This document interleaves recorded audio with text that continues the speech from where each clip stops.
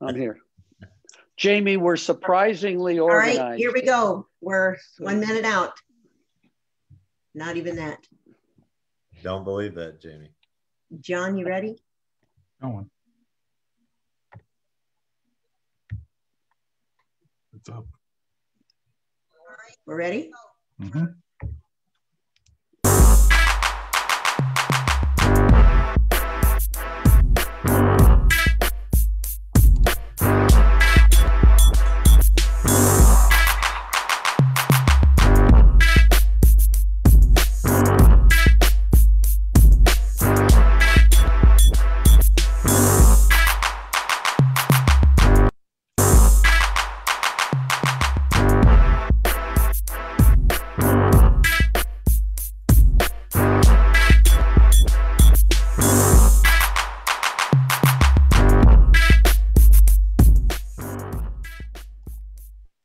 Thanks for joining us today for MasterCoaches Wednesday Weekly Buzz and our after show Buzz Reaction.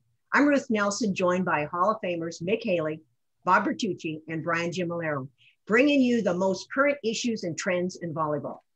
If you are viewing for the first time, you'll have the chance to listen to leaders in our sport provide their perspective on the questions that are asked, along with a discussion on topics that are current and ones that are affecting all of us during this challenging time. Our Buzz Reaction after show now features guests that have been selected from our Sign Up to be a Guest program. Be sure to listen to the details at the end of our show on how to get on the guest list. Now, let's take a look at what our guest today will be talking about.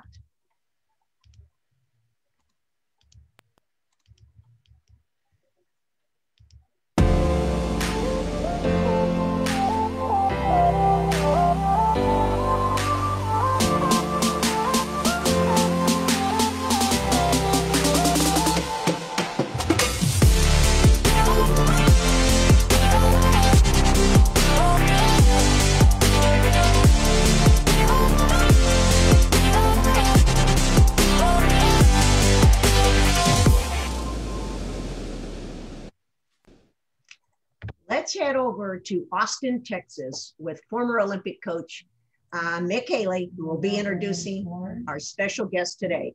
Well, I don't know who you got there with you, Ruth, but I'll go ahead. It's my pleasure. Hey, it wasn't Trump. Hey, it wasn't Trump like last time. Yeah, Trump's not trying to get on again, but our guest is even better. We have Jamie Morrison with us today, and little background on Jamie. I met him in 2004. He showed up at USC, and we immediately got him involved. As he said earlier when we were talking, I tried to pay him, but he just wanted to volunteer. So I thought that was a pretty good deal, and it turned out to be a very good deal. But since 2004, Jamie Morrison has really had a whirlwind lifestyle here. He went from USC to coaching club in Los Angeles area. He was at, I believe, Concordia and Irvine as assistant coaches with Paul Weishoff for a while. He went to our USA national team as an assistant coach, and I got to watch him in action in Switzerland, handling the middle blockers for USA. Phenomenal job as a teacher and coach there. He did some pro work overseas in Turkey, I think with Giovanni Gaetti, who actually worked camps for us when I was coaching the national team in 97 through 2000. Eventually ended up as the head coach of Netherlands for a year or so, has done that, and now has been traveling around the world. One of my favorite places, New Zealand, has come back to the United States to be a pro coach. And yet I read an article, I read something that said something like this: Jamie Morrison hired as volunteer at the University of Texas. And the question I have to start with, Jamie, is how do you get hired to volunteer? Now, I tried to do that at SC, but you get headlines for this. So give us a little quick information on that, and then we'll move on. Yeah. First, I got to rewind to the beginning of this. You're talking about 2004, and I think there's branches in your life that could go in different directions. But I was about 48 hours from being an accountant for the rest of my life. And I owe that thanks to Mick Haley and Liz Town Gilbert, who was the assistant there at the time. And I got a call from you being like, hey, come down here before you sign something. And I remember driving down to LA and just, I don't know, the amount of respect you showed towards the position you were trying to create and the enthusiasm towards volleyball kind of drove me to stick around in volleyball for a little bit. And then it was just the slippery slope, or down or up, I don't know how you look at it, to get where I am today. So Mick, thank you. I owe you a lot. Well, you've done a lot, so crying out loud. So talk about this Texas thing now. Yeah, so the Texas thing. Yeah, I was in Virginia Beach hanging out with Kim Rue, my girlfriend's family, and we were laying in bed, and 9 o'clock, I got a random text from Eric Sullivan, who I've been friends with for a while, just because of connections with the men's national team. It was just like small talk for 10 minutes, just like, hey, how are things going? And I'm like, I know there's more to this, Eric. What's going on? And he was like, what do you think about coming down to be our volunteer? And it was a very stringent interview process, let me tell you. And I just said, hey, I got Athletes Unlimited going on. I said, I can give you guys 6 weeks. And I know this group probably isn't in a gym as much, but if you're out there coaching, and I don't know, there's days where you're like, man, I don't want to do this. Like, if you're not doing it for a while, you will miss it. Just the feeling of being in the gym, the feeling of giving back, the feeling of giving feedback, the feeling of light bulbs going off in your players' eyes. And I was just jonesing for that. So yeah, I was going to be in the zip code of Texas, and I've known these guys for a while, and I just said, yeah, absolutely. If you'll take me for 6 weeks, and I'll be gone for 2 months of it. If it makes sense for you guys, I'll come do it. So here I am. So there's the stringent interview process of being a volunteer and getting hired. Well, think of that. That's been 16 or 17 years, and you've just been everywhere. Now this new venture, Athletes Unlimited. Bob, you want to start the questioning on that? Yeah, thanks, Mick. Jamie, I got a couple of questions. It's a little bit new to me. We haven't heard a whole lot about it, so maybe you can kind of enlighten us. Where's the funding coming for this league? Yeah, it's a mix. So John Patrikoff and Jonathan Soros were kind of the founders of this, and they got together and they wanted to build a athlete-centered league, and they wanted to kind of promote women's sports in here. So there's some private funding, and then it's a mix of kind of an investing group, and then there's some sponsorships that happen. So that's where the majority of it's coming from. How about player selection? Where are the players coming from? Yeah, it's a mix. So and it's funny because I got to coach Shayla Castro when I was in Turkey with Giovanni, like Mick was talking about, and I completely forgot she was a part of it. There's some high level players that have done some really good things. So it's a mix of kind of those. It's some recent college grads. It's kind of a combination of a kind of bunch of different people. And the player selection, and I think we're going to talk about this later, it's a very player driven league. So the selection was kind of by an executive committee that is made up of players, and kind of we're going out and finding them, and Chris McGowan is involved as the director of sports. So it's finding the players, and then they're kind of approved by the Players Council, and then we formed this group of 44. Well, what's the goal of this league in the program in general? Yeah, I think the goal is, I mean, one, like I said, to create a player-centric league. One, I think it's to two, I think prove that it can sustain, and that we can keep this thing going. But it's to give the athletes an experience of coming in here and competing on home soil. I think is probably their number one overriding principle. All right, and team selection, I heard it's a little bit different than what we've ever been experiencing before. So why don't you talk about that rule? Yeah, I was actually trying to follow up on a couple things. And I mean, I know the majority of the team selection, but I was like, man, how are we doing the first week? But basically what's going to happen is because the other weeks make sense, but the first week I'm like, how are we picking this? So there's basically 4 team captains that are going to happen. And the way I've been wording this, it's kind of like when you go down and you do like the King of the Beach style, where you have wins and losses and you have certain points in this thing, like when you're going on the beach.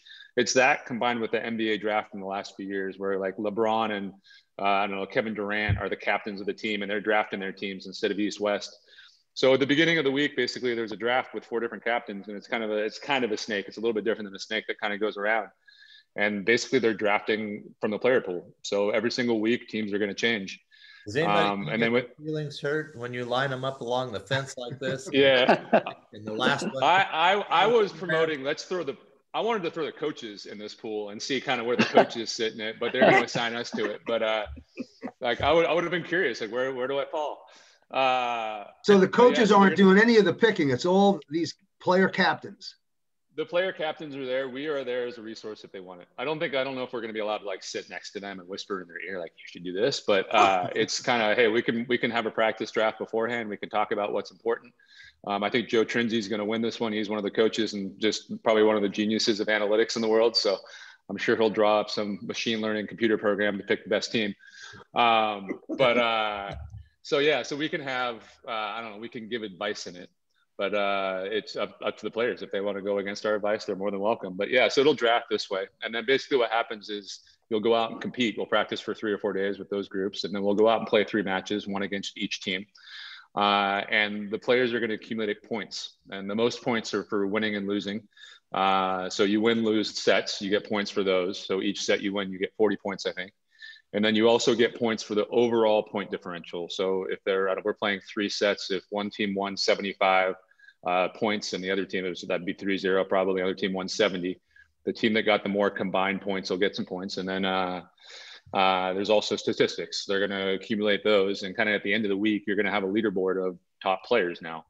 So you played everyone, you have these win-loss points. And then the next week, the top 4 become the captains. And you redo this whole thing again. And then you do it 5 times. And by the end of it, you have this grand champion player who is the king of the Athletes Unlimited. I don't think they're calling it the queen of Athletes Unlimited. I don't think they're calling it that. And if they do, I copyrighted it right now. But that's the way it's going to work. And then, yeah. Well, I'll tell you what, maybe Joe Trinzi has this figured out. You know, Joe went he played volleyball with my son at Stevens Institute of Technology. Oh, really?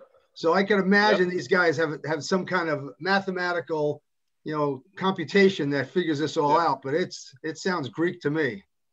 They really simplified it. So if you go on, I think there's a pretty good summary on their Instagram, Facebook, and Twitter feed just of a video of just kind of how this is going to work. So instead of it being this like crazy computational thing, it's more like, hey, you get a kill, you get 12 points. You get a dig, you get 6. I can't remember exactly what the scoring is, but a hitting error, you get minus points. So you could literally, I don't think they're going to do this, but you could almost make it like a cartoon, like bam, plus 12, bam, plus 6. Like, but so I think they've done their best to simplify it. And again, it's an interesting format. We'll see what happens within it, but it should be fun. Oh, great. Thanks. Jamie, this is Brian. I'm not sure who I cheer for at the game. Who do I cheer for? So do I cheer for a player? That's a good question. That was what part of their founding conversation was when they had this, was just they believe that there's less people that are a team fan, and I'm not sure I 100% agree with it, but there's a lot of people that are LeBron James fans. And they're a LeBron James fan, whether he's with the Lakers, whether he's with the Cavs, or he's with the Heat. Like, and I will attest to this. Like, I am a LeBron James fan, and I will follow the team that he's on just because I respect him as a player. So they're playing around with that format of, hey, are people going to pay attention to the athlete as opposed to necessarily the team that they're on? And also, just you were talking about goals for this league and sustainability. When I look at why a professional league hasn't sustained in the United States, it's more because of what we envision professional as. It always has to be the 105-seat arena. It has to be, I don't know, like you're taking a charter bus from here to there. I just think this format allows something that's sustainable, where you can do it in one place, where the teams kind of rotate and you have a little bit difference in that. And like in COVID times, you can do it in front of nobody if you need to. And that's the norm. So like, and like, I'd hate to say, I don't want to say this, COVID's the worst thing, obviously, that has happened to human civilization in the last 30 years. But in terms of this league, it kind of helps, because the norm right now is for the NBA to be playing in front of nobody and the NFL to be playing in front of 1,000 fans. So, so it's kind of this perfect storm where I think there's a chance of this sticking. The purpose of the league, now the Pro League came about to allow American players to play in the U.S. or national team level players without having to go overseas, given the COVID restrictions. Is that correct? Is that true? No, the impetus of the league was around before COVID. So COVID was just kind of a side effect of it. I think the timing of it, when they wanted to do it, was after the Olympics. So I think that threw a little wrinkle in things, of kind of having the Olympic, I don't know, wave of this, and then there's Pro League coming up, and also the players. I don't know, I don't know what they're going to do, but some of the players I think that might be retiring were thinking, hey, this is a nice way to give back to American volleyball. So I think there was a piece of that going on. So it wasn't really the COVID thing, and it wasn't necessarily not to go play overseas. It's just our U.S. players have been starving for a chance to be able to stay at home and play professionally, and I don't know, be able to have their life plus be able to be a volleyball player. And I think that's been really hard to do, because I can attest to it. Like, once you form a friendship in the United States and California, and then you're gone for 7 months, and it's like this constant yo-yo of going back and forth. They've just been starving for the chance to be at home, to play in front of their friends and family. I think maybe from the time you're 22, some of these players, once they leave college, maybe they haven't played in front of their family for 3 years until the Olympics or something along those lines. And that's a powerful thing. And why Dallas? Why did you pick Dallas? Yeah, it was originally supposed to be in Nashville, and I know that was kind of advertised out there, but I think COVID threw a wrench in this too. There was an arena there that had been being used as a women's shelter, and the arena basically said, "Hey, we need to keep this around because of COVID as a women's shelter," and that's a worthwhile cause. So it's not like anybody in the situation was angry. So we had to go kind of find a new home, and Dallas kind of reached out and said, "Hey, we'd like to have you here." And it happened actually pretty quickly, and hats off to Dallas for making it happen. You know, before I turn this over to Ruth, I wanted to know, I was a little confused in the beginning. Were you saying that you should have become an accountant, or should you have stayed? Did Mick based on my steer experience you wrong? at USC with Mick? Absolutely. Yeah, absolutely. No, it was the right decision. 100%. I think, and this is, I mean, I don't know, if I were to give a message, I like getting on and giving messages to people. Like, I think when I was growing up, I thought that because I didn't have this crazy good playing career, I wouldn't be able to make it as a volleyball coach, both because of reputation and experience. And I'm obsessed at being really good at things, whatever it is. It can be how to cook, and I'm going to obsess about it. But once I got into volleyball, I just worked really hard, and I got really good at data volley and data video, and it gave me an opportunity to be with the national team. And then once I got there, it was like, man, like, I really want to be really good at motor learning and how to form practice. And then I got really good at that. And then we were around some great sports psychologists, and I really want to dive into this. So just regardless of upbringing, regardless of your playing career, just if you put the work in, you could be pretty good at whatever you do, would be my message. So yes, right decision. And thank you, Mick. Yeah, I want to turn this over to Ruth.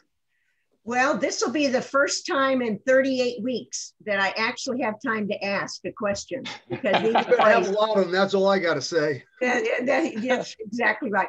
But I do want Mick. I know he didn't get a chance to really ask a question. I'm going to cover kind of the TV and so forth. But Mick, I'm going to throw it to you and give you 1 of my minutes. Okay. Well, here's a good one, Jamie, because somewhere I read that USA Volleyball is involved, but I don't see where they're involved. I don't see where they get a benefit in this. And, you know, the past history has been USAV hasn't really done much other than sponsor the teams. They really haven't done the promotion in the country. I think when Doug Beal was the executive director, was probably the most exciting time for USAV, because they really reached out and got involved. So what do you know about USAV's involvement, and what's their attitude towards pro leagues? Yeah, I know, just in addition to me being the volunteer at Texas, I remember Jamie Davis making some headlines as well, like when he first came on, about talking about wanting and maybe needing a professional league in the United States for USA Volleyball to reach its potential. So I know there's involvement and there's support. It isn't direct. And to be honest with you, I don't know the full extent of this, so I don't want to speak. Karch is on the board of directors for this, along with Kevin Durant, Wozniacki, the tennis player, and there's some other high name, Abby Wambach, I think, is on there. So there's some high name people in there. So Karch is involved in kind of helping this get somewhere. And in regards to USA Volleyball, I think, and I agree with what Jamie, and I think Karch would say the same thing, and Spara would say the same thing. It's just, if we can get more Americans playing volleyball for a longer period of time at international type rules, the better it is for our sport. So hopefully this league can expand into something where it's more than 5 weeks, and it can get more money so we can bring some of those athletes back home and keep them involved in the sport. But if not, right now, volleyball is hurting a little bit just because there's no place for first-time players to go play.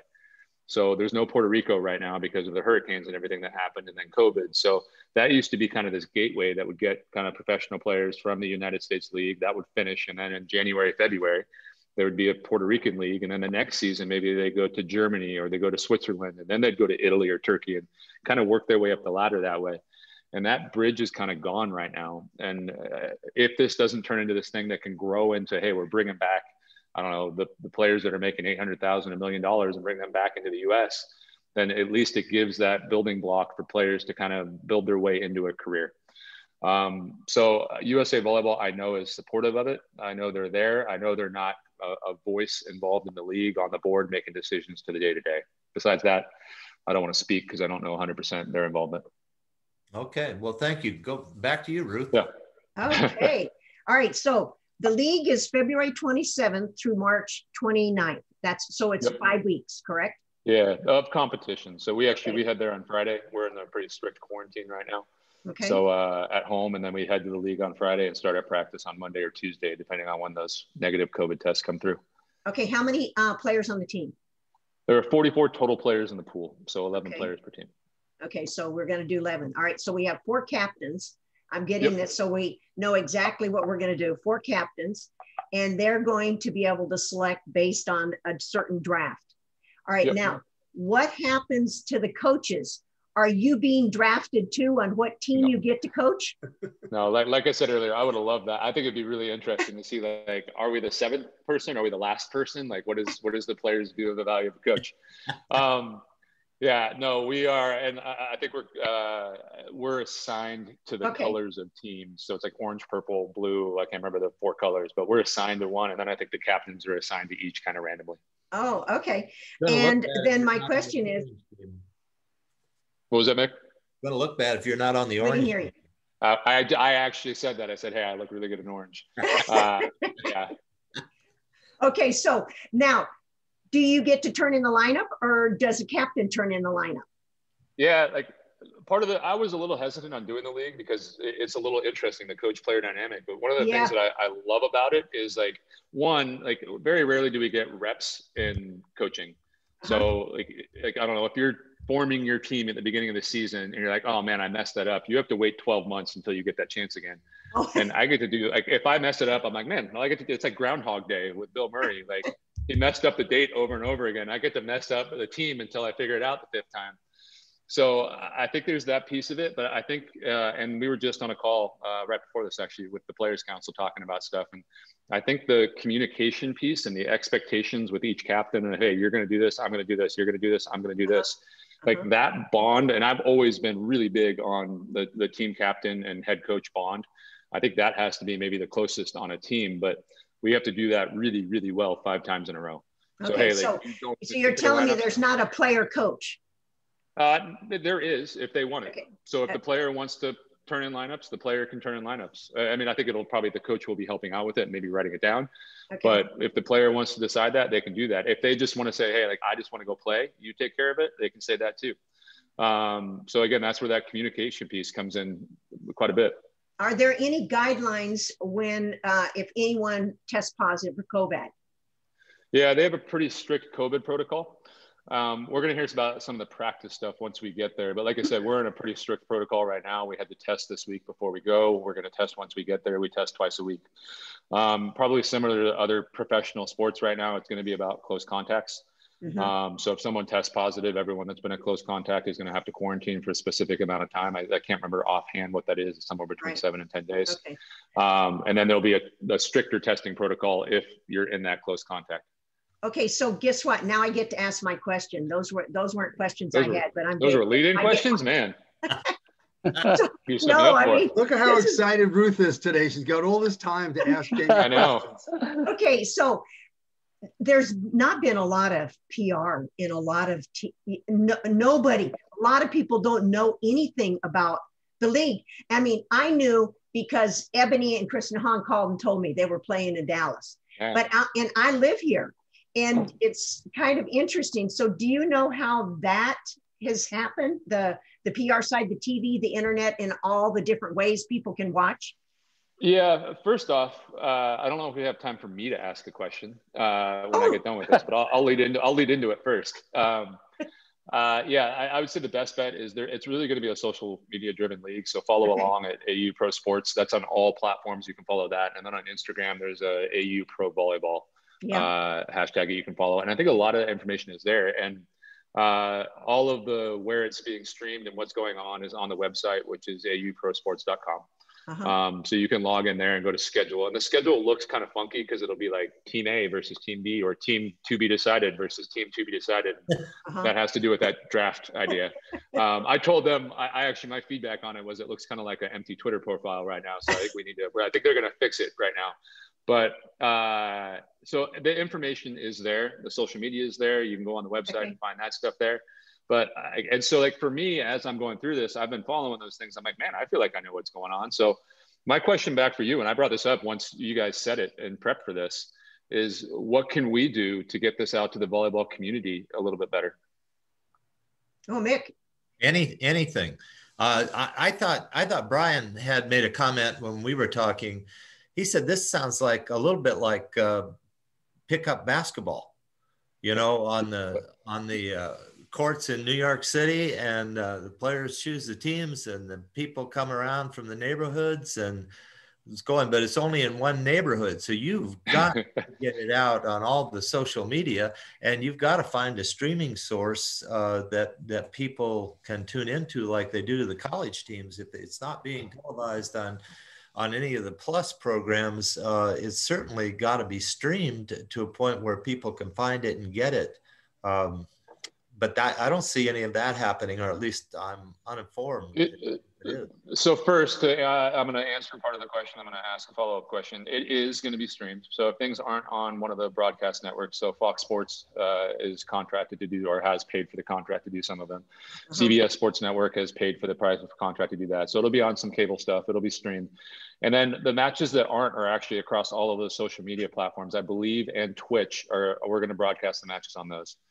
So they will be accessible to watch, but volleyball is a weird community where, like, my thing, and I was thinking about writing Volleyball Magazine and just telling them, hey, like, somebody needs to aggregate where all these matches are. Volleyball Magazine is probably doing the closest thing, but there needs to be some sort of app where I can go on and say, hey, these are the matches going on at this time. But what is that resource for volleyball right now? How do we get on it? Besides MasterCoaches Wednesday Buzz. Yeah, I was just going to say that's the first step, and you've done that. Yeah, that's right. But I think you really got to go back to some of the colleges that these kids have played at, and get those people involved. You know, of course, they're not going to do a lot because they're promoting their own college programs. But you know, if a star player came from a particular area of the country or a particular university, that seems to make some sense. Connecting those people. Brian's got the answer. I see him moving around. Go, Brad. Yeah, but he's got 30 seconds because we're now getting close on time. So, Brian. Yeah. All right. In 30 seconds to answer your question the best that I can.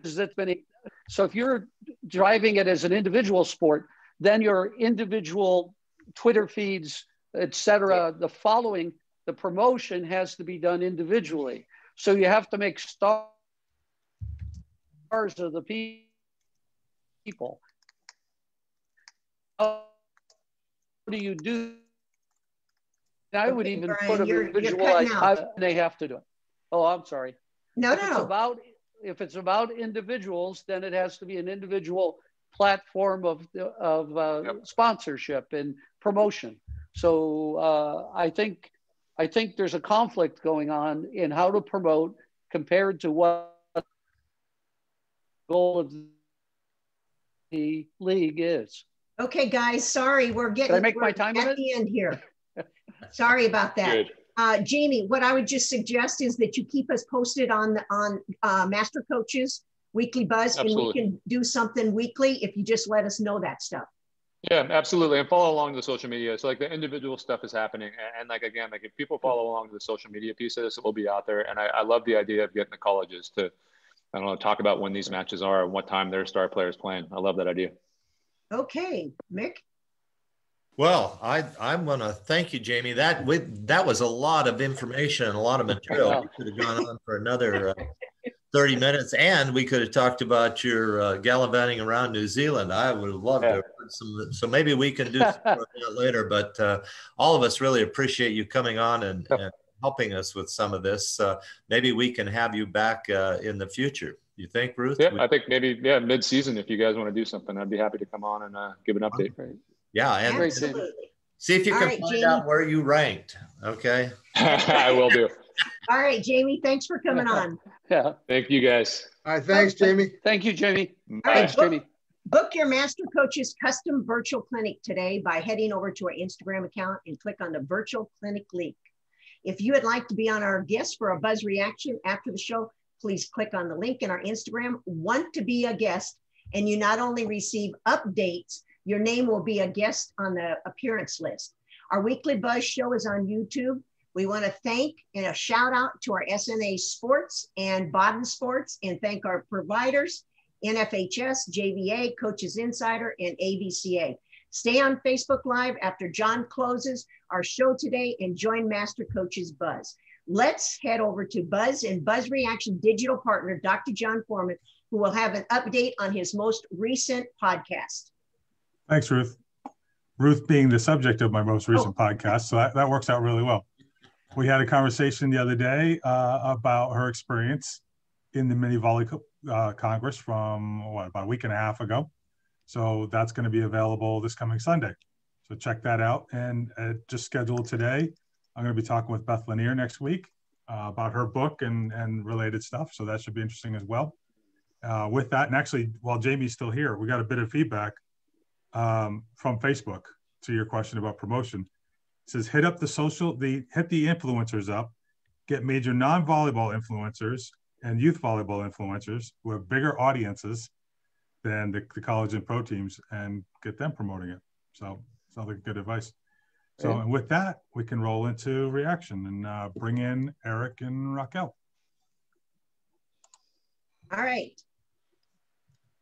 Welcome to our Buzz Reaction. And today we have two guests that have been selected when they signed up for our Want to Be a Guest program. Volleyball influencers. And the new format allows 1 to 3 guests to be on the show for the first 10 minutes of the Buzz Reaction.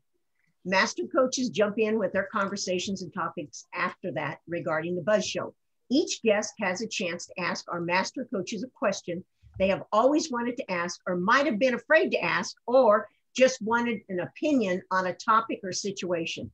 First, we have Raquel West, former Peru Olympic volleyball player, co-head coach with her husband at Shoreline Community College, and owner of Space Needle Volleyball Foundation from Seattle, Washington.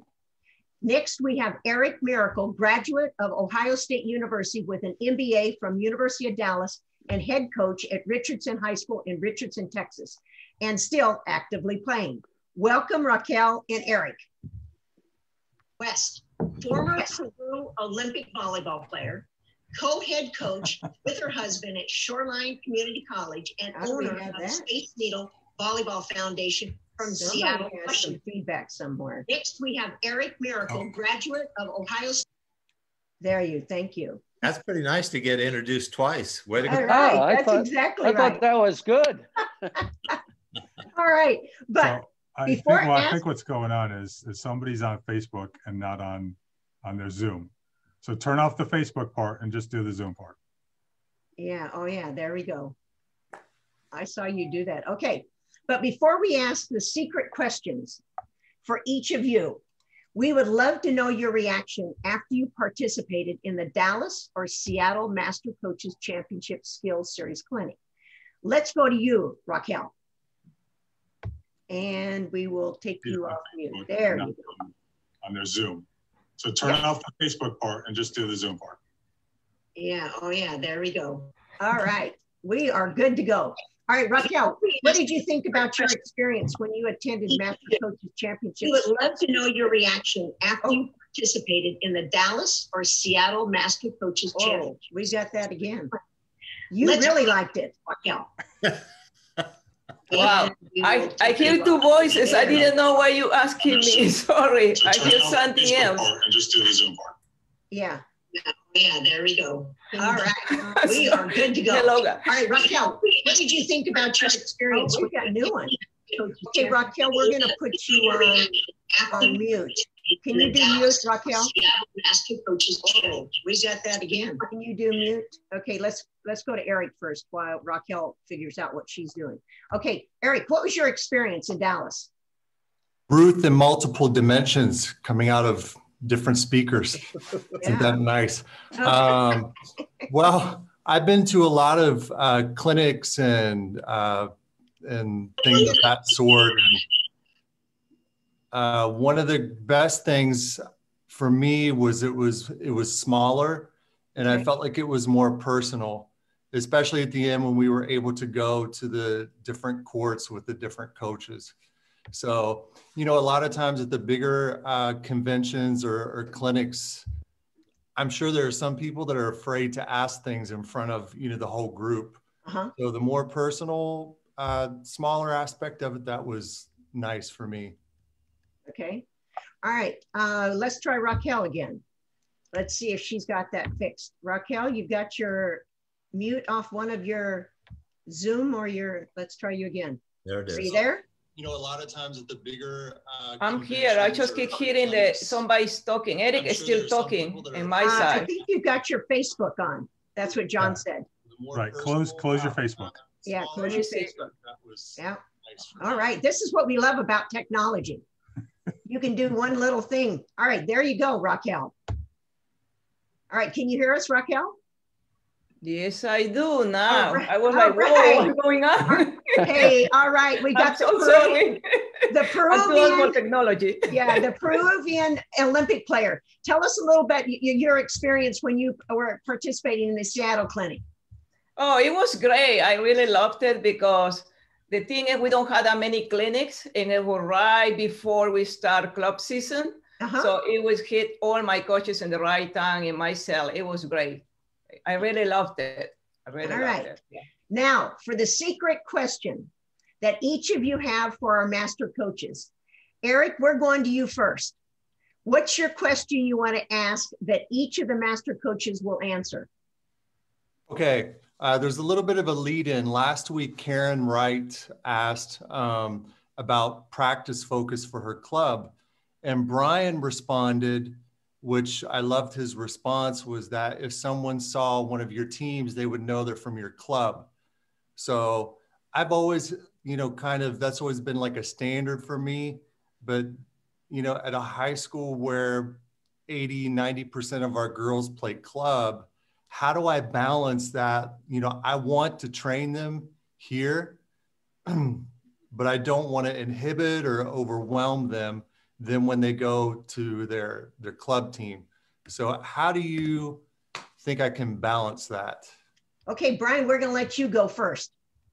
Well, I think it is a conflict, and you don't want to get into a squabble, a conflict with the player over what a club coach says compared to what the high school coach says. So that my answer to that is always, you know, you listen to everyone as a player, listen to everyone, and then figure out what's the best for you. What information is going to make you a better player? Doesn't matter the skill, doesn't matter the technical or tactical information. What helps you the best? Think about it and use it, and just listen to what they have to say. Let me pass to Bob for a second, Ruth. Oh, yeah, I guess the only thing I would add to that, Eric, would be, I don't think it's a bad thing for a high school coach to say, hey, when you're at the high school, this is how we're going to do it. But before you get to that point, you explain to them that there is more than one way to play this game of volleyball. There's more styles, there's different techniques. It's not necessarily right or wrong. All right, so that they realize, like Brian said, eventually they can get to a point where, hey, this is how I do it. It's the best for me. But it doesn't have to be a conflict, you know, between the two groups. But I think it's okay to have an identity as, hey, this is how we play it at Richardson High School, which, by the way, I think it was Robin Main I recruited from Richardson High School about, I don't know, a lot of years ago. 5 years ago. Okay. Yeah, 5 years ago. That's what Robin would want me to say. But I think it's good to have that uniqueness about your high school program.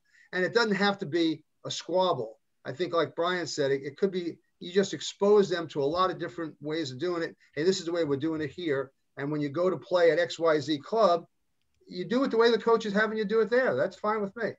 Okay, Nick. Yeah, and I was thinking about my time at Kellogg. That's why I didn't want to answer. And we were playing against four-year schools, and all my players were transferring to four-year schools after the first 2 years. You know, when you're the coach, your athletes have to do it the way you would like to have them do it. That's the way it works. The players learn to play for different coaches and do things differently.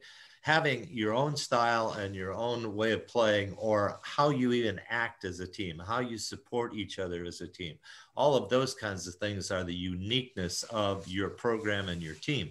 And when your players go and play for a club, they can bring some of that stuff to the club also, and vice versa. So you got to keep, you know, way and here's the highway. If you don't do it, that's probably not going to get it. But I like the idea of players getting a lot of different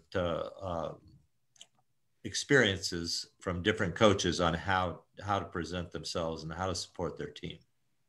Okay, Raquel, now what's your secret question? I know it's secret because you got your mute on. All right, there you go. What's your secret question that you have for master coaches? Well, my secret question is for all you guys. It's like in Washington, we just start in phase 2. So it's time for the kids to start competing and going to tournaments. Now we should start practicing in the end of January.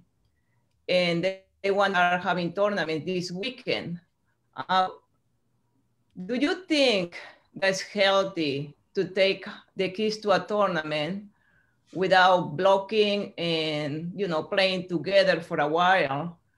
Because we just finished the phase 1 last week. So only this week we start phase 2. And they're going to start high school next month. So I'm kind of afraid to send the kids to a tournament when we didn't have any contact, like 6 and 6s. What do you guys think about that? Okay, Bob, we're going to you. Well, you're going to me because I'm actually in that exact situation right now, Raquel, at the college level. All right, we've just gotten back less than a week and a half ago where we were okayed to start practice. All right, but we had to practice in pods. All right, and so we weren't doing a 6-on-6. I mean, the most I was getting was maybe 4 against 4. It was a lot of skill work. And then we get ready to do our first week before we have to play, and we get hit with 24 inches of snow. So we lose 2 days of practice. All right. So I have 2 days to get ready for the game I'm playing tomorrow.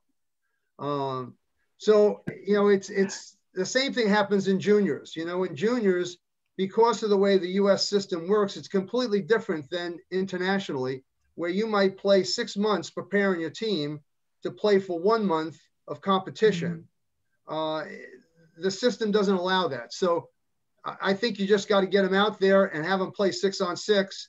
All right. And do that a couple of times. And that's what we're going to do. So tomorrow we're playing the game. We've had 2 practices where I've had 6-on-6. All right. And we're going to play our game tomorrow. It's not the best way.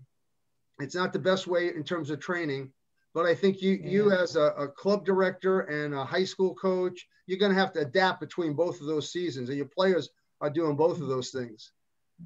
Okay, Brian. Well, I think it is impossible. I think that really what happens when you're only in phase 1 and then you're playing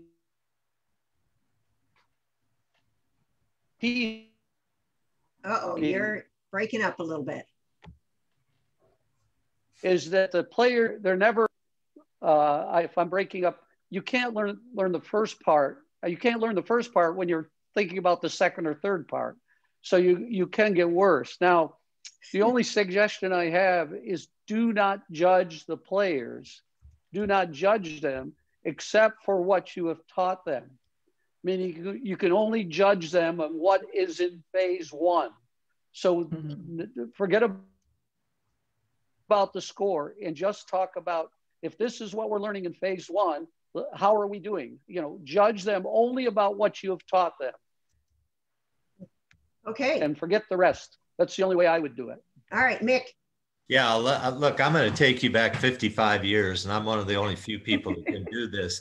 But when we used to play, we had 1 week of practice on a weekend, and then we would go to a tournament.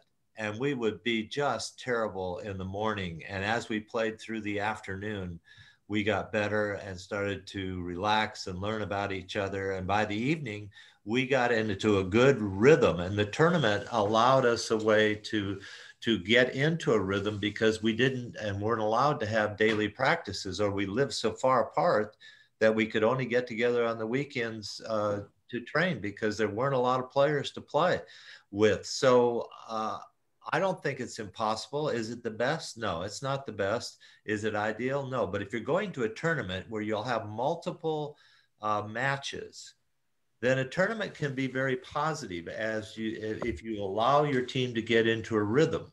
And the more you can play in that tournament, probably the better your players are going to get.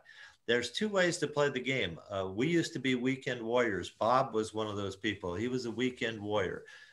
We would drive I was in Michigan at the time. We would drive to Kansas City, to St. Louis, to Minneapolis, to Pittsburgh, to New York, to play on the weekends. And we would get our rhythm. We would play all day so we could get to be good by the evening. And that's the way we worked it. Now, I know that's foreign to a lot of people now, because you play one match at a time and that sort of thing. But I think you can turn this into a real advantage for your team. And they want to play and they want to have fun. And I think Brian was saying, make sure that you understand that they're not going to be perfect, and they're going to learn through the experience. And so I think you should play. And if your kids want to play, I think you should play for sure. And you just keep the parents away, because they're not going to like the result. They're going to be all upset and everything. But the kids will have a good time. Okay, we're running short on time. And I just want to say, I was a weekend warrior, and Mick always talks about the guys. Women are too. Okay, last question. Raquel and Eric, if you had a few words that you would like to share with our viewers on why we should be lifelong learners. Raquel first. Oh, wow. My coach, when I played in the Peruvian national team, my coach said, you will learn until the day that you die. So we have to learn every day until really. We're learning while we are dying, we're learning how to die. So life is just a learning process. Okay, Eric. Well, I think even if it's the same concept, if you just hear it a different way from somebody else, it's like we have to have 5 or 10 different ways to explain something because everybody learns differently. So. Okay, that's fantastic. Well, our time is up, and we'd like to thank both Raquel and Eric for joining us on today's Buzz Reaction Show, and wishing you both great success as you move safely into your junior club schedule and your high school off season. Thanks to both of you, and be sure to tell your friends about our weekly Buzz News Show. Thanks for coming on, you two. Thank you, guys. Thank you. Thanks, Thank you Raquel. for having Thanks, us. Eric. Thank you. Yeah. Thanks, Eric. Good job. Thank you, Eric. Thanks, Raquel. Oh, look at that, Vic. Oh yeah, that's right. Thank you.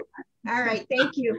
All right, so now after all the technology we have so much, today we probably had everything happen that we normally could have happen, except Trump didn't come on, so we're good to go. All right, so let's hear from the master coaches, Mick, Brian, and Bob, on their thoughts on today's Biz Show.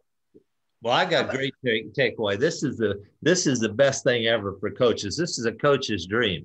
You can do anything you want. The player can say, no, we're going to do it another way. But if they do it your way and it doesn't work, you can always blame the player. You're never going to get blamed. And if they pay you, what the heck? That's the deal of the century. I can't. And then the other conflict that I see besides that is, why have coaches? But because you're going to have more than one strong personality as a player on each of those teams. And what's going to signify that? Give you an example, Ruth, that Mary Jo is going to be the coach when Marilyn wants to be the coach. Okay. If you go back to the EPU, E pluribus unum days, and you were on that team, so you would know. So you could respond to that better than any of us have. Well, I can say this, that no matter what Mary Jo said, Marilyn still did what she wanted. Yeah, see, that's what I think tonight. It's going to be pickup basketball, no worse than what Brian said, and I don't think any better. I don't see it working. Well, I think it's interesting, Mick. My takeaway, I have two takeaways. One is, I think you're right, but I also think that that's kind of where professional athletics is now. I mean, your quarterback or your pitcher is getting paid $24 million a year, and the head coach is getting paid, $1.5 million or $2 million. All right, who are they going to listen to? The managers, they're listening to that player they're paying $24 million to. Yeah, the question is, do you watch? I don't watch anymore. Well, a lot of people say that, but yeah. I think there is still a lot of people that do watch it. And I just think society is going more and more that direction. So I don't know if that's necessarily going to be a bad thing. I think they're going to have a little, rough time managing that a little bit, and eventually it'll play itself out. People realize, I think a lot of the players are going to just want to play, all right, and then let the coach kind of direct things during the game. I think that'll be a natural. But then after the game's over and before it starts, they'll have their 2 cents added in all the time.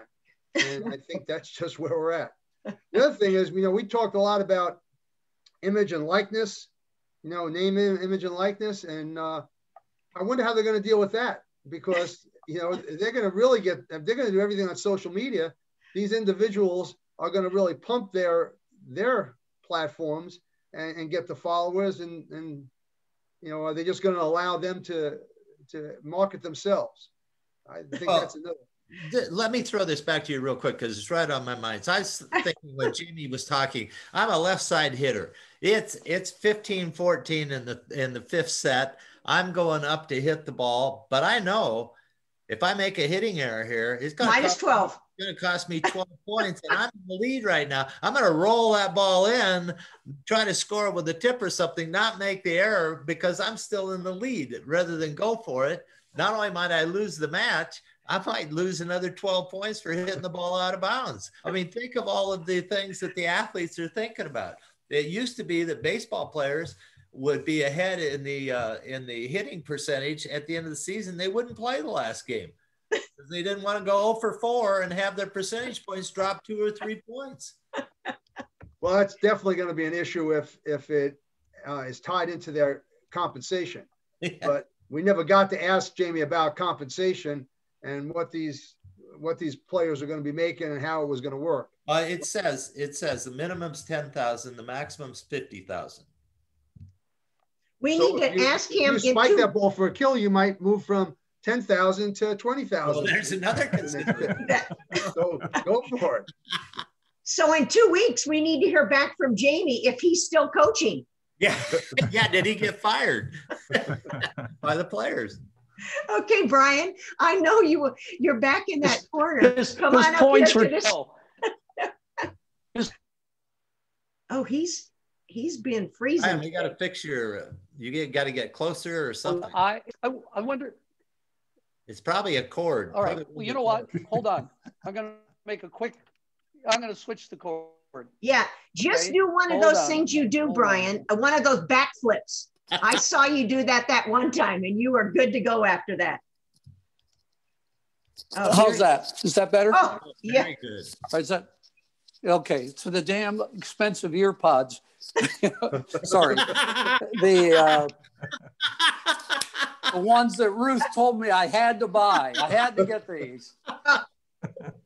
You know what? You guys, in blaming me, I swear. You are not going to get a raise, not one of you. It just seems to me like it's a pro summer league. It's like for fun, which might be the purpose of it. That maybe the players are training so hard that this is kind of an escape for them and fun to play and all that. I don't know. But if that's the case, then it is. It's like the All-Star game, you know, it's kind of a enjoyable time to show off a little bit, but it's not a serious league. My only concern is if these are our future Olympians, you know, are they training, you know, the one thing Americans always had on the international stage is we are always tougher. We're tough and we like being tough. And it's always kind of, the rest of the world knows you're facing Americans, you're facing some pretty tough competitors. And I'm not so sure that we're teaching that in this league. We may not have to. The league might not be, it might just be for a break and to develop your game and to enjoy yourself.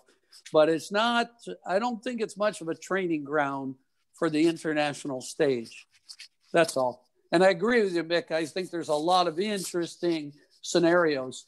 I'm ahead. I'm number one on the leaderboard right now. I'm tipping this ball in bounds. I'm staying above the leaderboard.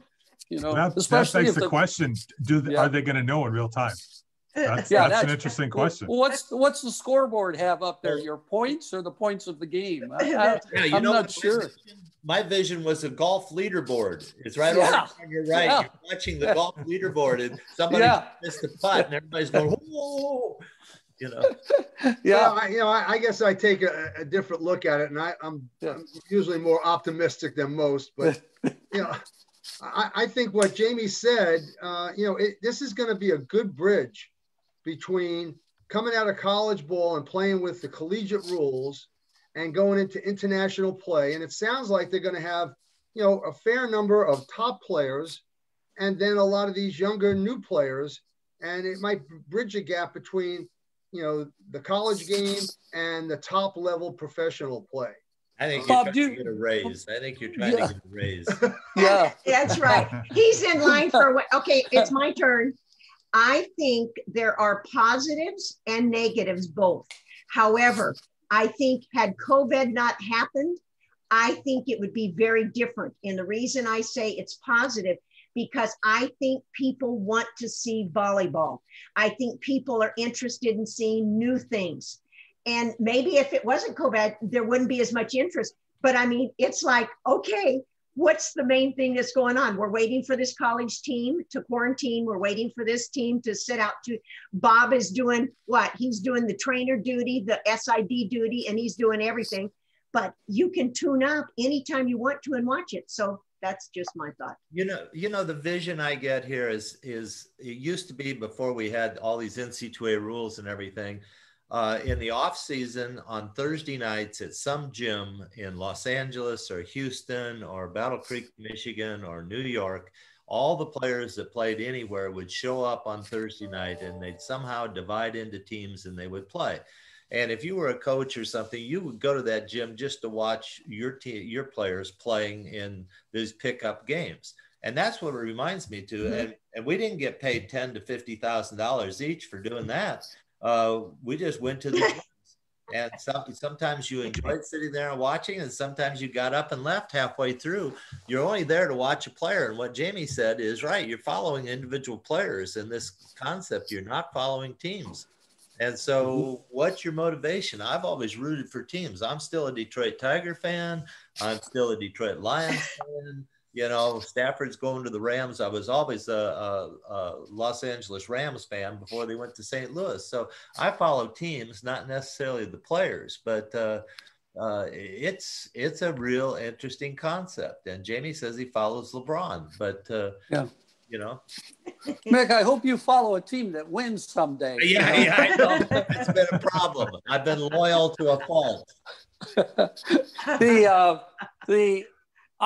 My concern is, I think Azerbaijan and Turkey and Italy, those leagues are really good for our players. Yeah. And I think we're going to miss something not having those leagues back after COVID.